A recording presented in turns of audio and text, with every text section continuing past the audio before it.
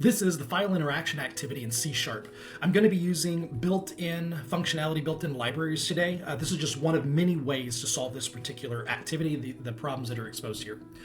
So starting off, I've got Visual Studio open. Let's go ahead and run the tests, and I should get 4 failures. Sure enough, I do. So the failures are indicating that this is the work we need to do. Our goal is to get these tests to pass. So if I open this test file up, we can see there's a bit of code here. We've got a class initialize method. What this is doing is at the beginning of the test run, which will happen before any test, or all of the tests. It depends on if we run one of them or all of them. This will basically make sure that the directory where we're going to save these files is created, and that the files themselves exist so that we can use them as a part of the test.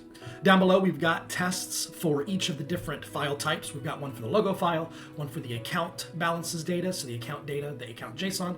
We've got one for the transaction data, the transaction XML file, and then finally we've got one for the customer's TXT, which is going to be a CSV file. I can do these in any order. I'm going to start off with the JSON file, just because JSON is the most common type of file that we're going to use as a part of software development. So just to make sure we can remember what that file looks like, let me go back and get to the files, and I'm going to open this up inside Visual Studio so we can see the data. So this will help us in terms of the code that we want to write and make sure we're getting the data out of it correctly. So this accounts.json file, the object that we're going to need to change is account.cs, and I can confirm that in the test. I can see that I've got my account class, and I can go to definition on the read file contents, and here I've got my errors. So what we need to do is we need to implement these methods. The read file contents needs to read the file and parse the data out, peel out the different values that are stored in here. And then the write file is going to simply write the data for a particular account out to a file specified by file path. So I'm going to give myself a little bit more real estate here, and let's start off with the read file contents. Our goal is to take the file and return a collection or sequence of account objects. We're going to end up with 5 of those. Turns out there's 5 different accounts in this file, so there will be 5 objects we're going to create. To start off with, there is a built-in library in .NET, at least in the newer versions of .NET. So it's in the system.text.json namespace. So there are, again, several different ways to do this. You could also use Newtonsoft, has a really popular library that's around. I'm going to parse this out directly as a JSON document. I could also use the JSON serializer to serialize directly in. So lots of different ways to solve this problem. I'm going to simply use the JSON document. And this has a parse method. So a few different methods here, parse, try parse, so it's got different ways of pulling this data in. So if we parse this out, what it's going to want is a stream that represents the JSON, a string that represents the JSON, a read-only memory a list of bytes of characters, or a read-only sequence. So basically it wants the content itself. So we're going to need to read the file first and then pass that to json.parse. So let's do file.readAllText. We're going to read from the file path, and that is going to return us a JSON document. Now I'm going to just use var in the C# world, just because I don't really need to know that it's a JSON document. I'm going to just start using things, and IntelliSense is going to help me out. So this JSON document, when we look at what's going on, it has a root element. The root element is a JSON element, and it's either going to be a JSON array or a JSON object. Our element in this case, our root, starts with the square brackets, which means it's an array. So our root element is actually an array. So let's pull that out. We'll say accounts array element equals JSON document root element, and we're going to need to cast this to a JSON array. Or not a JSON array. Let's see.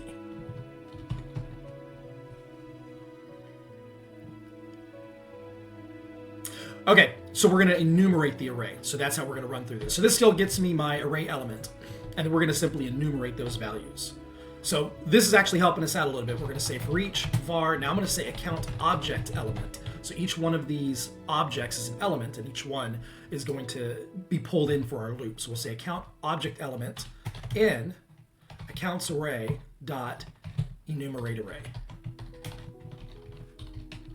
So as we're running through this, we can then take each of those objects, the JSON objects, and turn them into an account object. So here we're going to need to populate some sort of list. So let me create that list. We'll basically say var accounts, and I'll just make this as a list.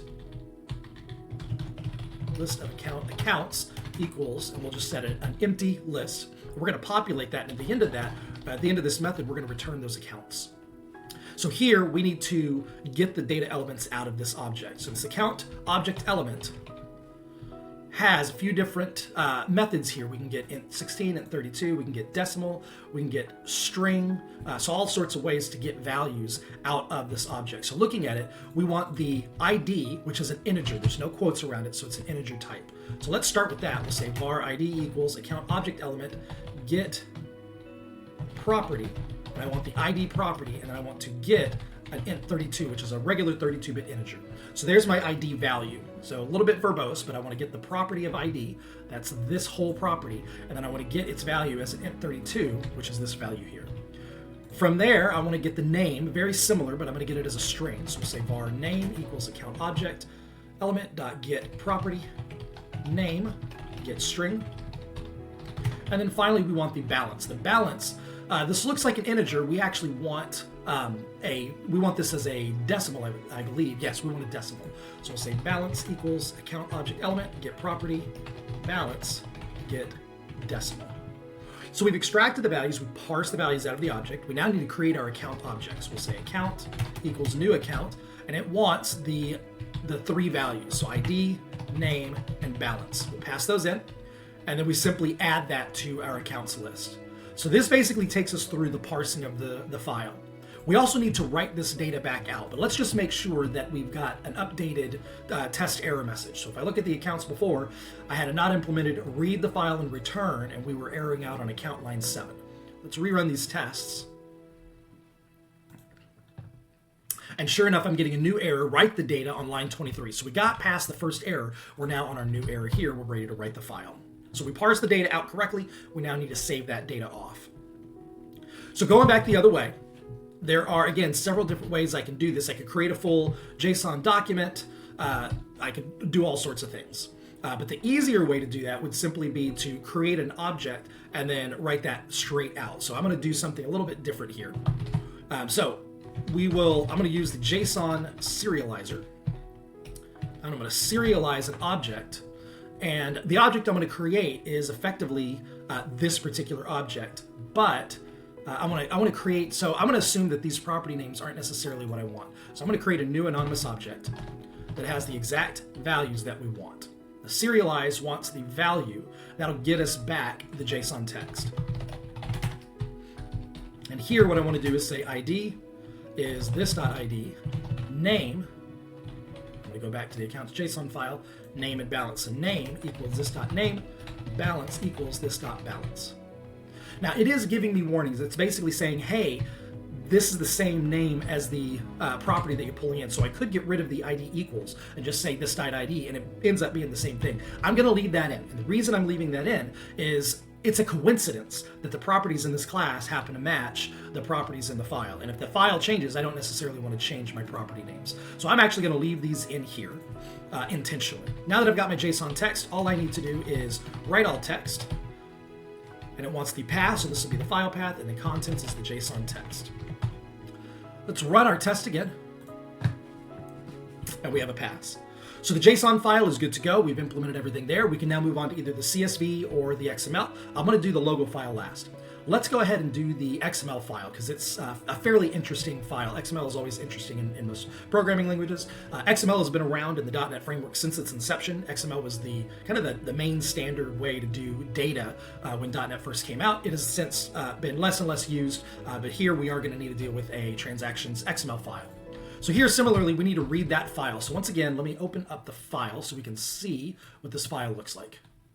So transactions.xml has a root element called transactions, and then 5 transaction elements with an ID property, a date, and an amount. So we need to extract these values out of it. In our particular case in .NET, again, there's multiple ways to do this. I'm going to use the xDocument object.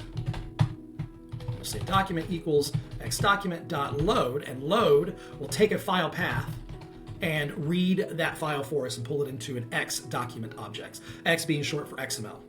This is the newer namespace and the newer objects in the .NET framework for dealing with XML. Now that we have that object, this document object, it represents the full object, I can go to document.root. This is the transactions element in our particular case. And so what we're going to do is we're going to enumerate the child transaction objects and turn those into transaction objects, C# objects for us. So we'll say root.elements transaction. So the root element is the transactions element. We want to go through the specific transaction elements inside of it. And for each one of those, I'm going to use link projection.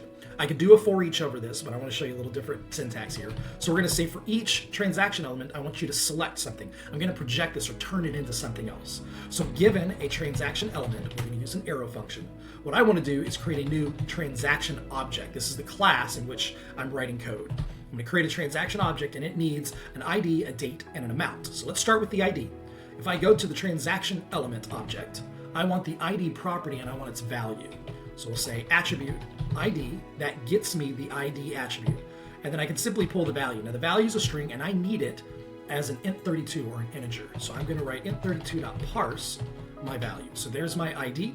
I'm going to do the same thing on date time. So for my date, I need to pull that out, but now it's a child element rather than an attribute. So a couple things we need to do here. First, let's find it in the XML. So we'll say the child element singular, because there's only one, and it's the date elements. It's the name of the element is date. So we'll get that and say, get me the value. Now again, I need to parse this out. So I'll go to datetime.parseExact.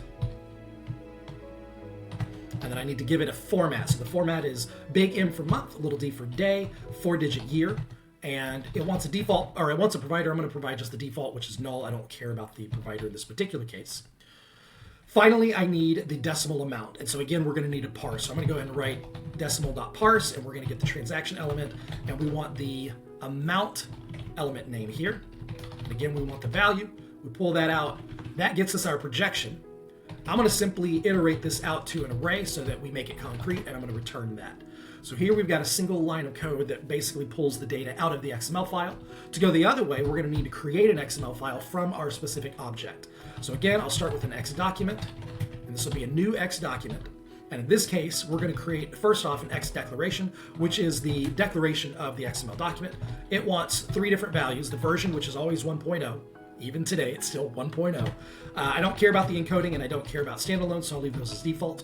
Our root element is going to be a transaction element, a singular one, because there's only one object. And then from here, I need to create the different values. So I'm going to have an attribute. That's the ID that will be this.id. And then an element that is the date. So again, we're just reversing what we did here. The date is this .date dot, and I'm going to take this to string with the same format. And I notice I missed a Y. The same string format. Now we've duplicated this. I would move this to a constant. I'm going to leave it alone for now, but that is definitely a refactor that's worth doing, is making sure that I don't have this MDYYYY in 2 different places. And then finally a new X element. This will be the amount element, and this will be from our amount.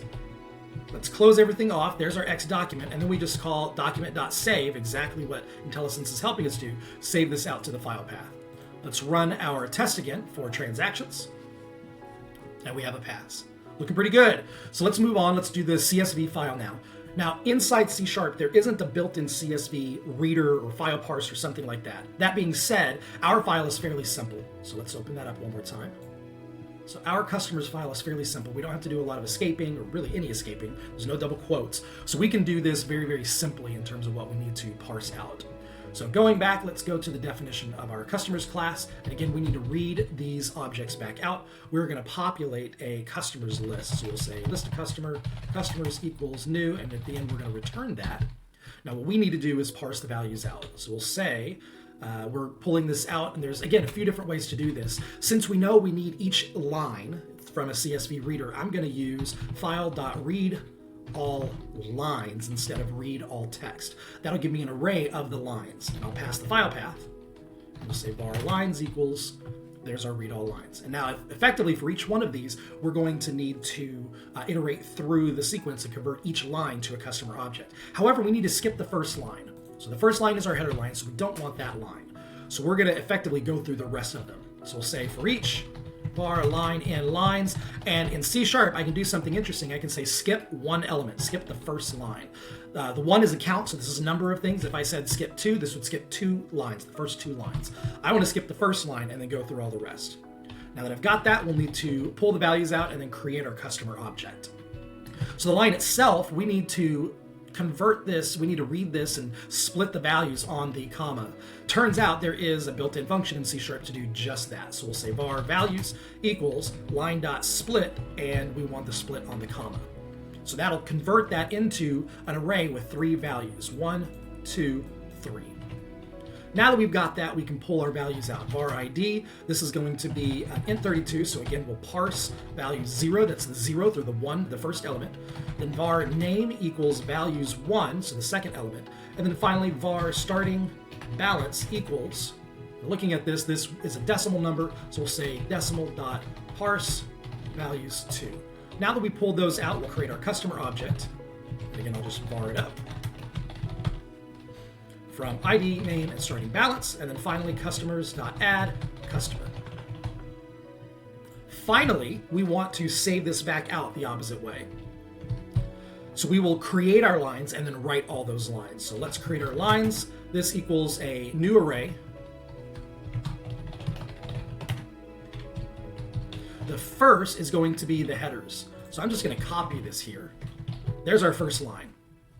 Our second line is going to be the string or the comma joined values of these particular element values, so the specific values that we've got. So I'm going to do a string.join on comma, and it wants the parameters that we want to join. So we'll say this.id, this.name, this.starting balance. That will join that for us. Now that I have our lines, I can simply say file.write all lines.